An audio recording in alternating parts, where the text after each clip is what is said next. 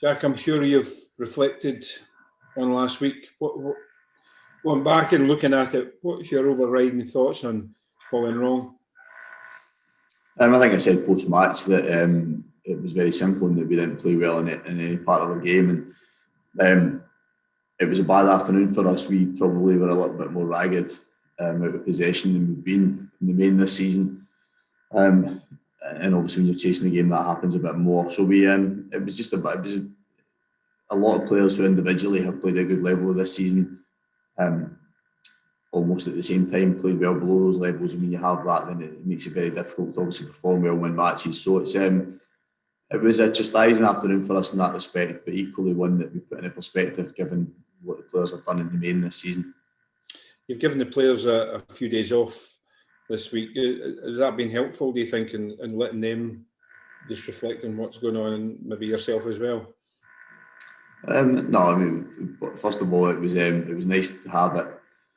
Because of the schedule we've had pretty much all season. Second of all, we were able to do it because the league decided to move our next match, so that allowed us the opportunity to do it. And then also we put in perspective that you will have pain through a season. Most teams do, unless you're very lucky. You don't have any, you have it. So it's important that you put it in perspective as well, and you make sure that your reaction to it is as balanced and consistent as what you've done through the course of the season. Obviously, Celtic has been well documented out in Dubai. Whether it received permission or not, Jack, does the fact that any team decides to head off to the sunshine, does that send a message out that maybe Scottish football are not taking this pandemic as seriously as they could be? It doesn't show a good vibe, does it, for Scottish football? Well, I think first of all, what any club in the Premier League or any club in Scotland chooses to do is none of my business. My concentration is on what I can do at Hibs. And second of all, no, I would disagree strongly in terms of how respectful we've been of, first of all, the virus, and second of all, the parameters in which we've got to work within. I don't think you, first of all, spend as much money as we have as a club in testing and satisfying all the other protocols and dealing with some of the challenges we've got that aren't always well documented. So certainly I can only speak for my own club, but we've been hugely respectful of the opportunity we've been given to get back to work, and then maintain that through the period of 7 months since we've been back playing, 6 months we've been back playing. Is it a good look though when the country's in lockdown and everybody's trying to do their best here in Scotland, Jack? And but Brian, wait a minute, Brian. There's not. I have to say this, that I said I'm not offering an opinion on Celtic being there or not, but what I would say is that I don't think they flew out in a plane just for them. So I think over the last few months there has been a lot of people left this country and came back into this country. So whether or not you only want to isolate it has been football, but that's the only thing I would generalise it as saying that they've not done something that I'm sure that if we asked everybody on this call, do they know somebody that's ventured overseas? I'm quite sure they would tell you somebody, yeah. Getting back to Hibs then, what do you do to turn around your fortunes on Monday night? Well, I mentioned about us out of possession is probably the last two games is probably the most, I wouldn't say ill-disciplined would be the wrong word, but maybe how untidy we've been off the ball in comparison to the majority of this season. So I think early in the season we were good at it and our defensive record was excellent. I think as the season's progressed and we've obviously enjoyed a relatively consistent period in the upper part of the table, then maybe we've taken an eye off the ball a little bit in terms of having that discipline off the ball and started to chase games a little bit early and opened ourselves up too easily. And that comes obviously with increased confidence, which is nothing wrong with it, but it's obviously always about striking the balance. And naturally, when you go to one of the toughest away venues against a team whose recent performances have obviously been pretty good in terms of recent weeks, we need to get that side of the game right. So if we can do that, then we give ourselves a much better chance of winning the match than we have done obviously in the last couple of games. We just spoke to Kevin there, and again, there's been speculation about him this week. Has there been any contact from any clubs Jack, what about Kevin? No, nothing, Brian, in terms of Kevin. Everything that around him has been pure speculation. We've not had any offers or notes of interest from any other club, be it in the UK or overseas. And I think it just goes with the territory of a young player who is enjoying a good season, who comes with a good pedigree in terms of his goal scoring record in recent seasons, and us as a team having a decent season to date so far as well. So, long making that continue in terms of speculation only surrounds a player or your team when you're performing well. So hopefully that will continue for the rest of the season. But certainly it comes no surprise for you to hear me say that I'm in no rush to lose Kevin from our squad. Chris Carden, is there any developments on that, Jack? You've been linked with him in the last week as well. No, we are actively trying to strengthen the squad. We need to, in terms of numbers, to give us a little bit more depth, because we've just got away with it to date.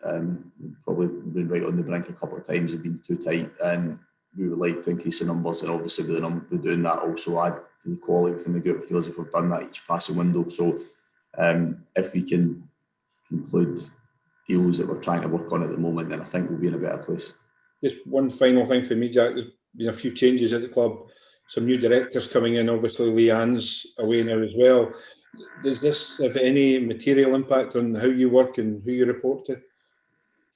No, because obviously the structure of the club with obviously Graham Matthew as his position as sporting director, and I have regular dialogue with Ron as owner and chairman. I spoke to him as recently as yesterday afternoon. So him and I speak regularly as well. So in terms of my own how my own job works now, it's changed very little. The bigger picture in terms of the club moving forward, I think it's obviously a change and a transitional period for the club, but certainly in this period thus far, it's changed very little for me. Thanks, Jack. Thanks, Ben. Jack, since a fresh lockdown's been announced, football was kind of spared and has been allowed to continue. Firstly, how big a relief was that? But is there still a concern with the cases rising and deaths rising at the moment that, maybe down the line there could be further restrictions to come? I think first of all, obviously delighted that we're able to continue. I think selfishly, obviously for me getting to do my job day in, day out, but equally I've spoken often enough about being a football fan, and I love watching games as well. So the fact that when I'm not working, I enjoy watching other matches, albeit most of the time on television as opposed to being at them at the moment, and I know how much enjoyment that brings to a lot of our population. So I think the fact that we're able to continue is a good thing, and I think second of all, it would be remiss not to believe that could be a possibility. Hopefully the current actions are enough to stabilise the position within the country, added to the to people becoming vaccinated. So hopefully those two things combined will enable us to be in a better place in the coming months. You had to ask the players to be almost extra careful, given the prevalence is going up. There's this new variant, and they're having to make kind of sacrifices to keep this privilege of having the game going. But if you had to say, look, you're just going to have to be extra careful here, just in case this does get worse. No, I don't think they can be. I don't think they can be any more careful than they're being. We travel to work. We work within an environment that has protocols in place. We're tested twice a week, and we return home. There isn't an awful lot else to do. There is the natural side of it that I think has been spoken about, that people have families and so they take children to school, etc. But obviously all that isn't happening at the moment either. So I don't think it's a case of now us having to advise that players are more extra careful. I think that if we were operating in a period where everything were opened up, then it might be a slightly different piece of advice. But certainly for the moment, I think our players are living a fairly straightforward lifestyle, and I think that hopefully has been evident. And thus far, we've had, I think, Alex Golgett's early in the season as well, we're only positive tested in amongst, I don't know how many in total, but I would imagine it's a fairly high number that we've conducted so far. Thanks, Jack. Thank you. Jack, we just spoke to Kevin, and he said that one of his aims for the season was to get a call up for Scotland. Obviously, the next squad is announced in March. Do you think his 10 goals and his performances overall so far warrant a call up? First of all, I thought when you started that question, you were going to say one of his ambitions was to leave. this season. So Put you on the second half of spot. the second half of the question was better than the first half. No, I think that he's. I think the fact that he's propelled himself into the reckoning for that, and I don't think that's just speculation. I think that he has a realistic possibility of being involved in the next international squad. He has to maintain a good performance level. Has to ensure that he maintains that consistency of goal return. But if he does those two things, then, as I mentioned, I think he gives himself every opportunity to be involved, or certainly very much in Steve's thinking. And I spoke to him about that, and in terms of it being perfect timing, if you like, to become involved in your first national squads with us and that lies ahead in the summer, then it's great for him. The club have been linked with Matt Macey, the Arsenal goalkeeper, rumoured to be having a medical yesterday. Can you let us know anything about him? Yeah, no, we currently we're hoping that by late this evening or by tomorrow morning at latest that we'll have another goalkeeper into the club. We found ourselves in a difficult position with Dylan returning to QPR, and Ophir will be out for probably 2 to 3 weeks. That's if he has no recurrence in that period. So we've obviously recalled Kevin Dabrowski from his loan spell at Dumbarton, and we need to add another goalkeeper as well to make sure that we're in a good enough position. So we're hopeful that over the course of the next 24 hours, certainly then we'll be able to confirm that. And the keeper that does come in, is he coming in to be first choice or the recall goalkeeper, the two of them, and then Marciano when he comes back? Are they all going to be vying for that number 1 jersey? Well, I think Ophir's proved thus far this season that he's been, he was given the number 1 jersey in the summer, and I think his performance level today has justified that, and he's been consistently in good form. But you always want competition, and you want healthy competition, and you also want people to understand that if they get an opportunity and they perform well, then they will stay in the team. So we just needed to make sure that we had depth and quality within that department. And 24, 48 hours ago, we were in a difficult position, given at that point we only had a goalkeeping coach as a fit goalkeeper. But hopefully, as I said, in the next 24 hours, we'll find ourselves with 3 good goalkeepers who will provide healthy competition for each other. Just finally from me, on the game on Monday night, what do you expect from Celtic? It was a good game the last time the two of you met. You could have won it, obviously. Do you expect it to be different this time away from home? Well, they've obviously in recent weeks have changed their system, and there's even from the game at Easter Road, there's probably personnel involved in the game who weren't featuring prominently at that time. So although it wasn't that long ago, they've had those changes, and I think that I mentioned at the beginning about in recent weeks their performance level has been good. So difficult match at the best of times. I think they know. I think they've spoken as a club about what they need to try and do over the rest of the season to give themselves a chance of competing for the championship. So they'll look at this the first opportunity to do it. But for us, we've been competitive in both matches this season. Although we lost 3-0 at Parkhead, I thought first 45 minutes we were really good in the game. In the game Easter Road, as I said, we probably feel as if we should have won the game. So that's given us cause for optimism as well. But certainly for us, the focus is on making sure we return to the form we've been in the main this season, and not the performance level over the last couple of matches. Thanks, Jack. Jack, can I just go back to the scheduling of this game? Did you get any more feedback from the SPFL about why they thought it was okay to change it? And no, I think I said at the time I had absolutely no issue with Celtic requesting the fixture change. I think every club in the league is entitled to request a change of date at any point.